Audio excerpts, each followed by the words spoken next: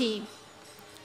নদী পারে, ওই নদী পারে, নদী পারে স্যার বাড়ি করেছে, গগনে গগনে তার ঝুলছে, ওই গগনে গগনে তার ঝুলছে।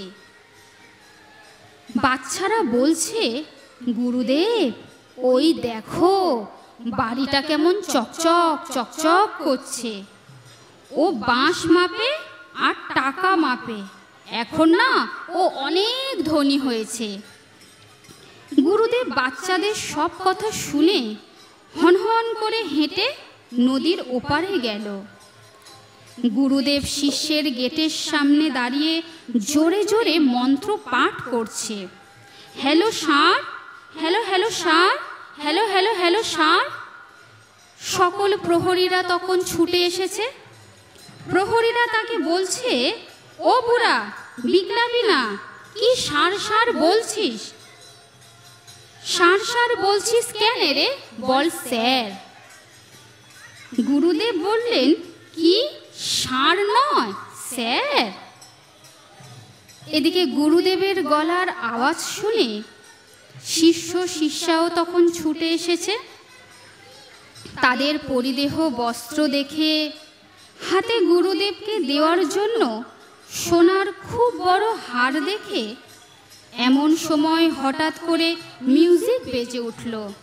স্বাগতম সুস্বাগতম, স্বাগতম গুরু, স্বাগতম সুস্বাগতম, স্বাগতম গুরু।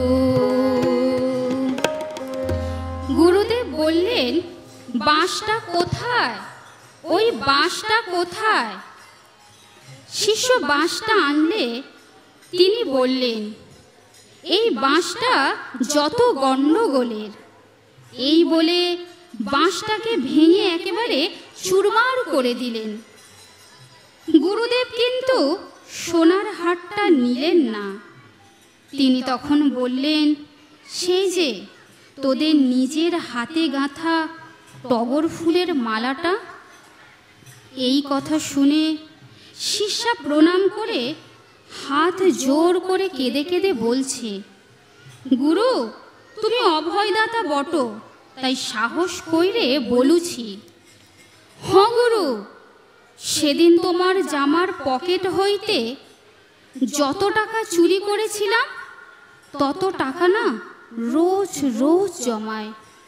এ গুরু, গুরু তুমি নিবে তো টাকাটা? আমি তোমার সেবার জন্যই সেদিন চুরি করেছিলাম। শিষ্য ও শিষ্যাকে নিয়ে তখন গুরুদেব বানপ্রস্থ গ্রহণ করলেন। শিষ্য শিষ্যা গুরুদেবকে সাষ্টাঙ্গ প্রণাম করলেন। অভাবগ্রস্ত সরলমতি শিষ্যা একান্ত মনে গুরু সেবায় গুরুর কৃপাটা লাভ করেছে।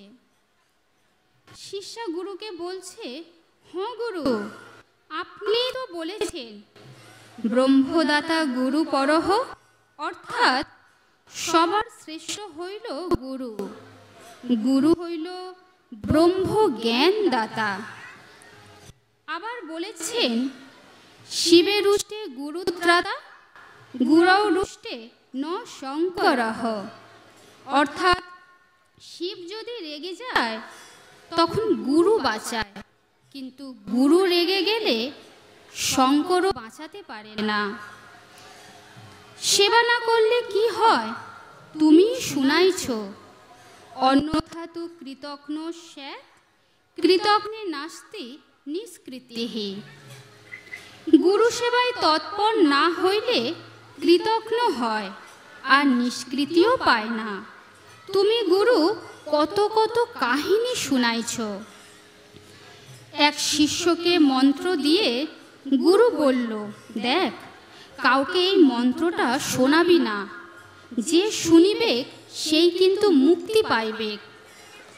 শিষ্য তখন হেঁকে ডেকে সবাইকে এই মন্ত্রটি শোনাতে লাগলো।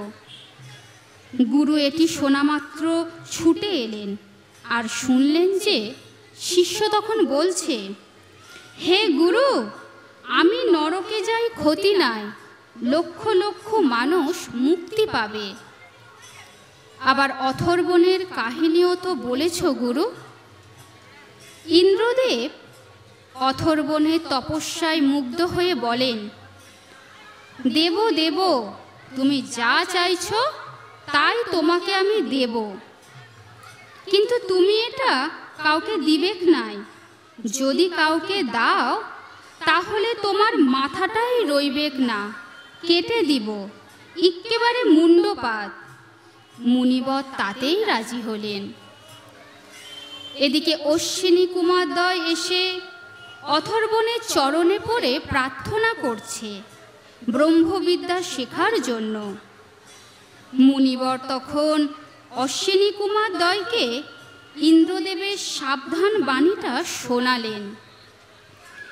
অশ্বিনী কুমারদ্বয় হলেন দেব বৈদ্য।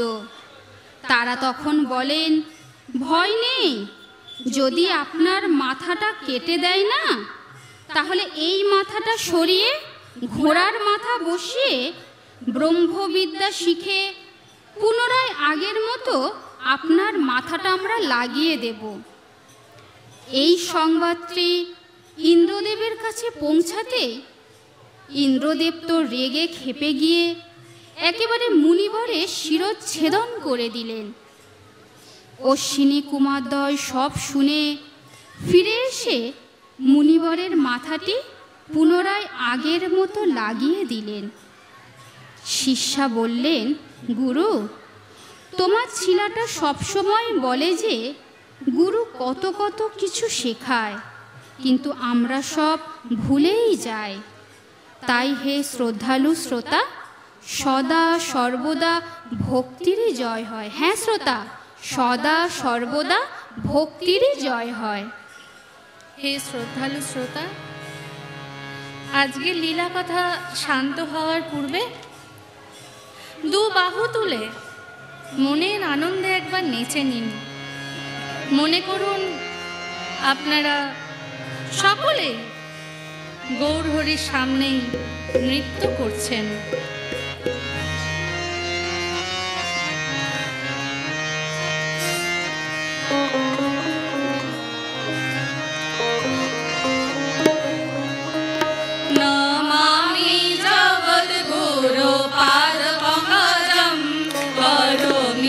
जगद्गुरो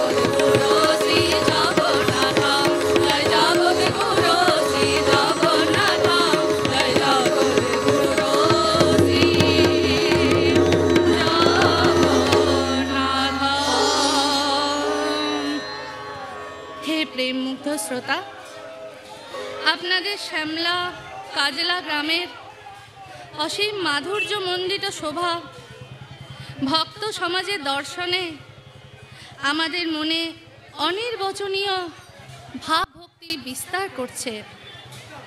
হৃদয়ে শ্রী গৌর হরির প্রতি ভাব ভক্তি উন্মেষ যেন আরও বেশি করে বেড়ে গেল এখানে এসে। এই গ্রামেতে আসতে পেরে আমরা নিজেরা নিজেদেরকে ধন্য মনে করছি। আপনাদের মহৎ প্রচেষ্টার কারণেই আমরা লীলা কথা সুধারস পান করানোর মহৎ সুযোগটা লাভ করেছি আজকে। আপনারা প্রতিদিন ইউটিউব চ্যানেলে সারদা সেবাশ্রম চ্যানেলে লীলা কথা সুধারস পান করতে পারবেন। আজকের মতন আমরা কথা শান্ত করছি। সকল জনের চরণে আমাদের প্রণাম। সকলকে জয় মা।